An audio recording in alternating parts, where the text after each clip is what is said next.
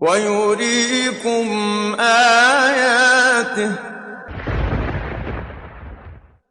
فأي آيات الله تنكرون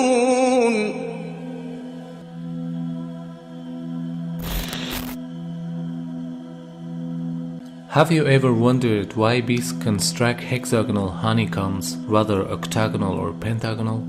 Mathematicians were looking for the answer to this question, and they reached to an interesting conclusion. A hexagon is the most appropriate geometric form for the maximum use of a given area. None of the other shapes fit together perfectly to provide more usable area and consume less amount of wax for construction of a comb. The bee's honeycomb is an amazing piece of engineering, but why have they evolved to produce this hexagonal pattern? Well, actually, they don't have too many choices. If you try to put pentagons together, for example, they just don't fit together nicely, or circles leave lots of little gaps. If they want to produce a network of regular shapes which fit together neatly, then you've really only got three options. You can do equilateral triangles, or you could do squares, or you can do the bee's hexagons. But why of those three does the bee choose the hexagons? Well, it turns out that the triangles actually use much more wax than any of the other shapes. Squares are a little better, but it's the hexagons which use the least amount of wax. It's a solution that was only mathematically proven a few years ago. So the bees use the most appropriate form possible. The method used in construction of honeycomb is also very amazing. Bees start the construction of the hive from 2 or 3 different places and weave the honeycomb simultaneously in 2 or 3 strings. They start from different places. The bees, great in number, construct identical hexagons and then weave the honeycomb by combining these together and meeting in the middle. The junction points of the hexagons are assembled so deftly that no defect can be found in the structure of honeycomb. Look at that, it's perfect. Yeah. Hexagons here. Yeah, it is amazing. And the hexagon is a very strong structure. It's an engineering wonder for sure. While thinking about this extraordinary performance, we for sure have to admit the existence of a superior will that ordains these creatures. The evolutionists want to explain this achievement with the concept of instinct and try to present it as a simple attribute of the bee. They've just done it for thousands and thousands of years. They were born to do it. They just instinctively know that this is the shape of their home.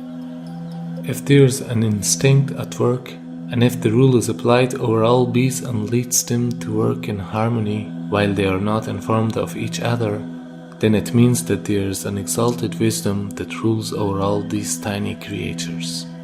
Or in other words, the creator of these tiny creatures inspired them with what they have to do. And this fact was declared in Quran 14 centuries ago. وأوحى ربك إلى النحل أن اتخذي من الجبال بيوتا ومن الشجر ومما يعرشون ثم كلي من كل الثمرات فاسلكي سبل ربك ذللا يخرج من بطونها شراب مختلف ألوانه فيه شفاء للناس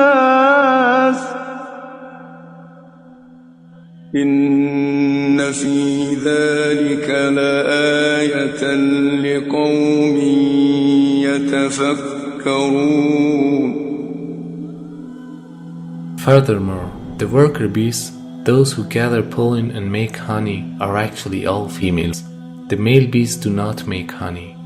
This was only known recently. However, the mentioning verses pointed out to this fact 14 centuries ago. The Arabic words kulli, fasluki, and butuneha are all in female forms, whereas the male forms of these words are kul, fasluk, and butunehim. So by using the female moods of these words, Allah subhanahu wa ta'ala informs us that the worker bees are the female ones. Moreover, these verses pointed to another recent discovery. Bees build their hives from their own wax. However, scientists just discovered bees that build their hive in wood and even in solid rock. And your Lord inspired the bee. Set up hives in the mountains, and in the trees, and in what they construct.